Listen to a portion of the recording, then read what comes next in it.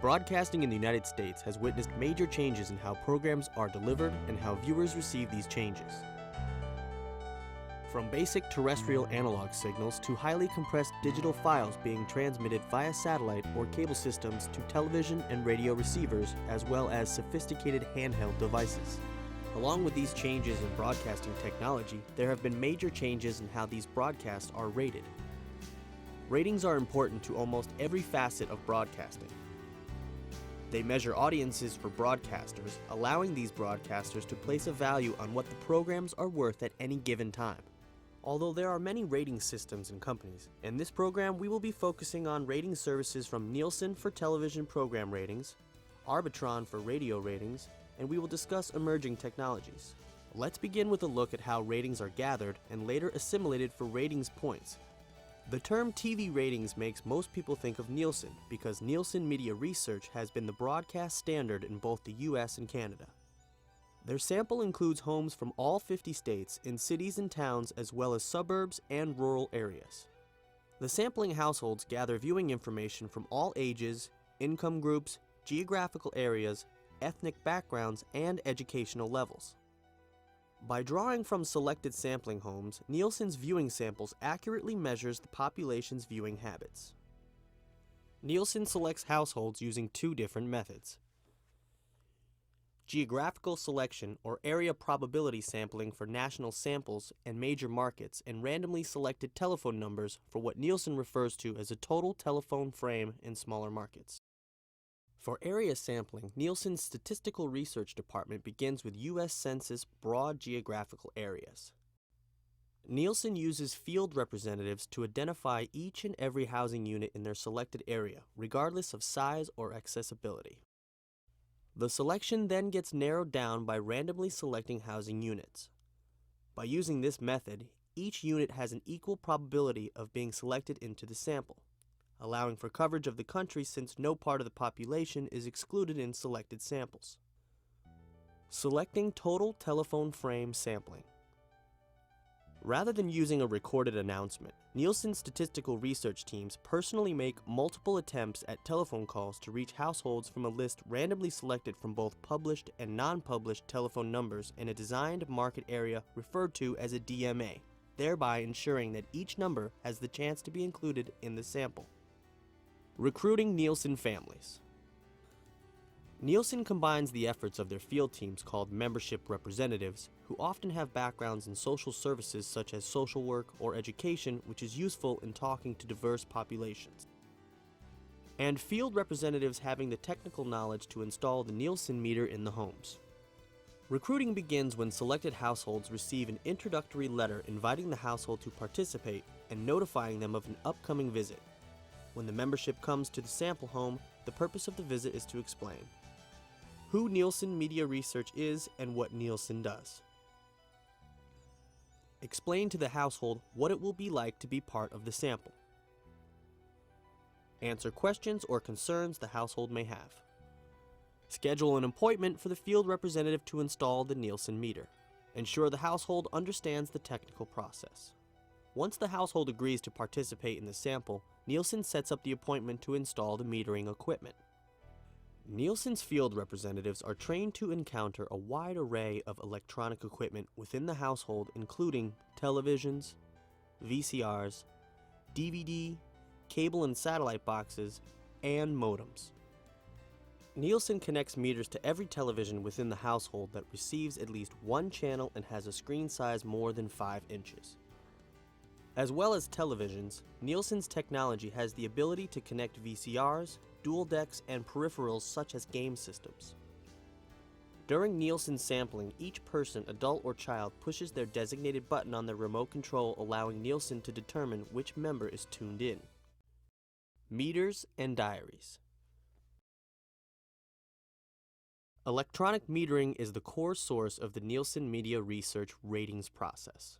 However, in smaller markets and during television sweeps months, Nielsen sends out diaries for viewers to write their viewing choices into millions of selected households in almost every U.S. television market during the selected strategic test months of each year.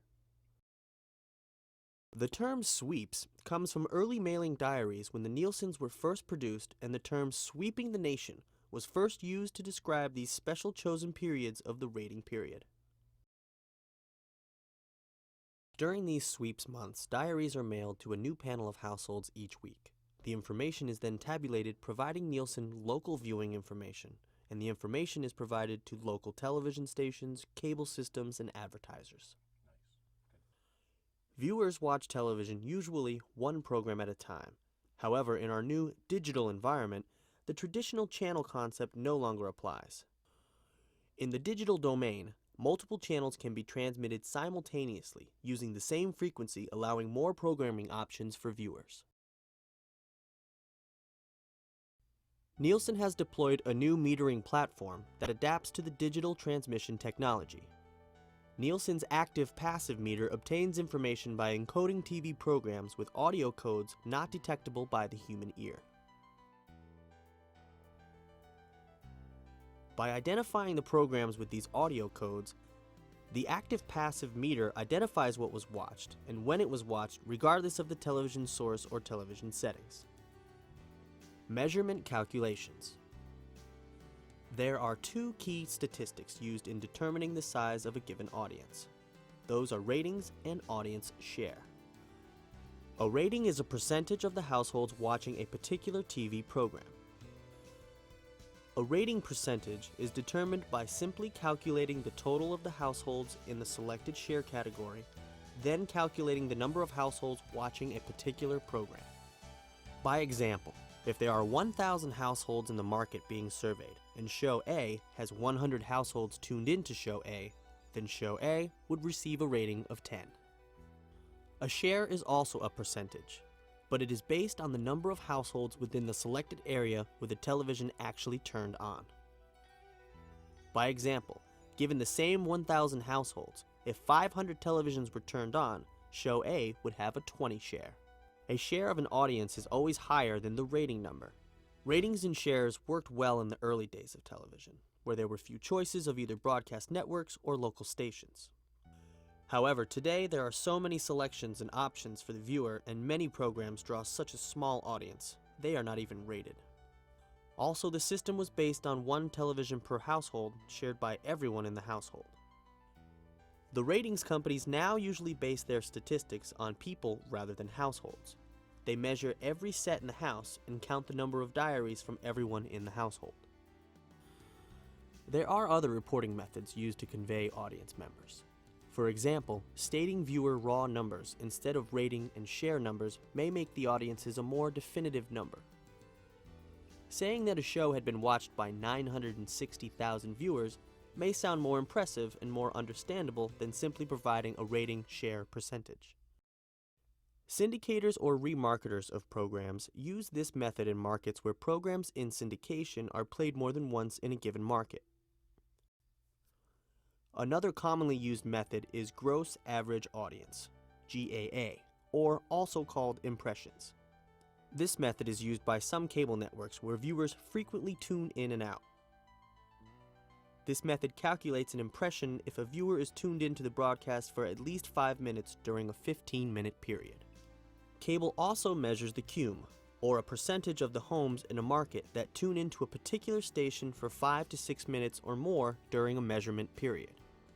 This is important to advertisers who may run advertising spots over various periods of time during a particular broadcast. Broadcast or ad spots use reach or targeted audience and frequency or the number of ad plays and are related to CUM. A good example of this rating system has value for broadcasts such as sports broadcasts or special event broadcasts such as award shows. There are several other rating systems used, such as gross impressions, the average quarter-hour person's audience for all spots in a given schedule. GRP, gross ratings points, the sum of all ratings points achieved for a particular spot schedule.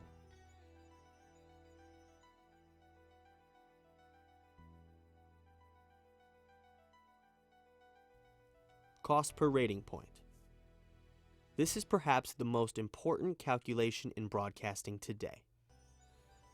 Nielsen estimates that each of its rating points for prime-time broadcasting is worth about $30,000 per point.